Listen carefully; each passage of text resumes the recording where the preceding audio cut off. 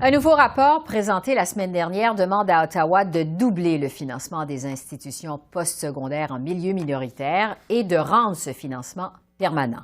Ça fait suite aux nombreuses crises qui ont ébranlé ces établissements. On pense notamment à la restructuration de l'Université Laurentienne à Sudbury, les problèmes du campus Saint-Jean à Edmonton avec le gouvernement albertain et aussi aux difficultés financières de l'Université Moncton au Nouveau-Brunswick. Alors, j'en discute avec notre panel d'Est en Ouest, Tom Urbaniak de l'Université du Cap-Breton, Nathalie Desrosiers au Collège Massey à Toronto et Frédéric Boily à l'Université de l'Alberta. Bonsoir à vous trois.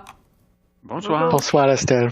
Ottawa a donc alloué une enveloppe de 40 millions de dollars par année sur 3 ans destinée aux établissements francophones lors du budget 2021, mais le montant a par la suite été doublé, mais sans qu'Ottawa respecte sa promesse de continuer, de le rendre permanent. Frédéric, je vais commencer avec vous.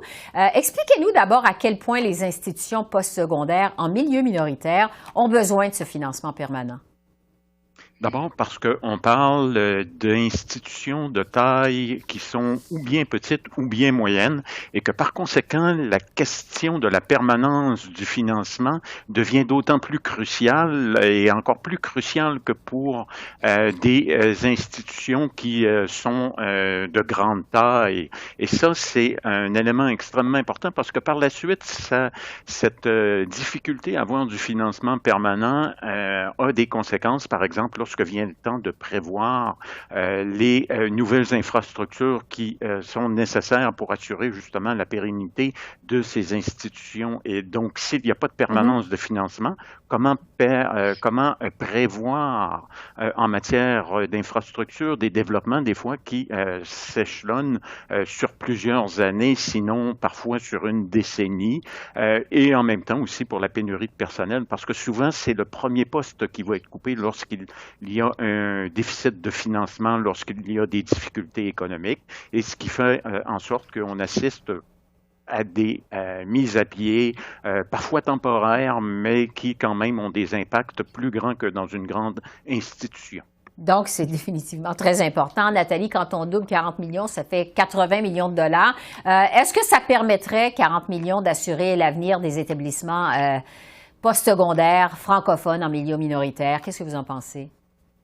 Bien, certainement, c'est un pas dans la bonne direction. Il faut bien se rendre compte que c'est un investissement que le gouvernement fait. On sait que l'avenir économique du Canada va demander une main-d'œuvre qualifiée, mais une main-d'œuvre aussi qui va devoir se requalifier souvent.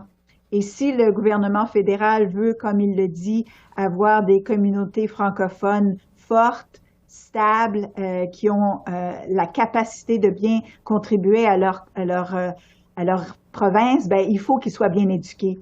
Donc, je pense que c'est dans ce contexte-là qu'on peut voir que c'est un investissement qui mise pas seulement juste pour soutenir les communautés francophones en état minoritaire, mais aussi soutenir une grande stratégie fédérale d'avancement et de transformation de l'économie par une économie du savoir. Ouais. Et j'ajouterais aussi un autre aspect, on en a parlé il y a quelques semaines sur l'idée que cette nouvelle francophonie, ça va être une francophonie qui va devoir avoir beaucoup d'immigration.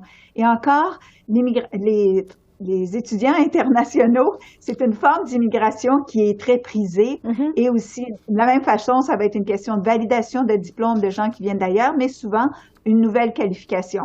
Alors, est-ce que 80 millions, c'est assez? Ben, on n'a pas toutes les analyses là, pour vraiment le savoir. C'est un bon investissement. Il faut aussi se rappeler que ça ne veut pas dire que ça doit être un investissement d'appoint, si je peux. Oui, comme vous dites, il faut aller un petit peu plus vite. Là, je suis désolée. Comme vous dites, c'est à tout le moins un pas dans la bonne direction. Tom, la ministre responsable du dossier, c'est Ginette Petitpas-Taylor. Elle dit que modifier cette enveloppe-là, vraiment, c'est important. Mais elle refuse de dire quand cette promesse sera remplie. Est-ce que vous pensez que ça pourrait se retrouver dans la mise à jour économique qui va être présentée cette semaine, jeudi là, de cette semaine? Qu'est-ce que vous en pensez? J'espère que oui, mais j'ai mes craintes qu'on va être déçus le jeudi prochain. Il y a quelques problèmes ici.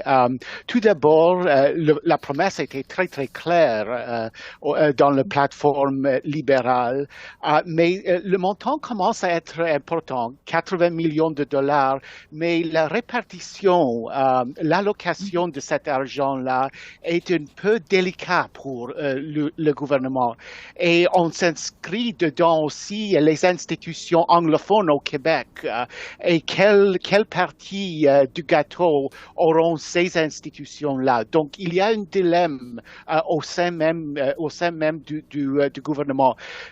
D'ailleurs, le gouvernement préfère à faire des annonces ici et là. On annonce quelque chose pour l'Université francophone de l'Ontario, pour une institution à Ottawa, pour l'Université de Moncton, et il y a une certaine célébration autour de chaque annonce. Et finalement, la ministre Petitpas-Taylor, elle est très dédiée au dossier, mais elle a une certaine réputation, et on parle ici en Acadie, ici en Atlantique de ça. Elle est aussi la ministre responsable pour l'Agence de promotion économique du Canada Atlantique, mais son poids au sein du cabinet est un peu faible ces jours-ci, malheureusement. Donc, il faudra voir s'il y a du nouveau relativement à ça dans la mise à jour économique de l'autre ministre, Mme Freeland, jeudi. Au total, le nouveau rapport qui est préparé par des organismes francophones et des institutions d'enseignement contient 32 recommandations, notamment de grossir les populations étudiantes en faisant mieux connaître les avantages d'étudier en français. Frédéric, je vais à vous. La question d'attirer davantage d'étudiants francophones hors du Québec, ça revient sans cesse quand on parle d'éducation post-secondaire en milieu minoritaire. Selon le rapport, seulement 2 % de la population étudiante effectue des études en français à l'extérieur du Québec. Qu'est-ce qui peut être fait de plus pour augmenter ce nombre-là? Deux choses à mon avis. D'abord, cibler la population étudiante en immersion, donc qui présentement fréquente les écoles secondaires en immersion et qui pourrait venir grossir les rangs des institutions postsecondaires. Ça, je pense que c'est crucial. Déjà, c'est important là, en termes de pourcentage, par exemple, pour une institution comme le campus Saint-Jean. Et l'autre idée, moi, à mon avis, et c'est dans le rapport également, celle des partenariats. C'est-à-dire qu'on n'a peut-être pas besoin d'une maîtrise en sciences politiques dans chacune des institutions postsecondaires, mais peut-être que certaines peuvent l'offrir et par la suite, on peut essayer de développer des partenariats pour avoir peut-être des transferts d'étudiants francophones d'une province à l'autre et donc de grossir, je pense, le noyau, notamment en ce qui concerne la recherche au deuxième cycle. Ouais. C'est tout le temps qu'on a malheureusement pour traiter de ce nouveau rapport qui a été présenté la semaine dernière concernant les institutions, le financement des institutions postsecondaires en milieu minoritaire. On aura certainement l'occasion de s'en reparler. Tom, Nathalie et Frédéric, je vous remercie beaucoup. Ça complète le temps qu'on a pour cette semaine. Merci beaucoup. Merci à vous. Au revoir. Merci, au revoir. Au revoir.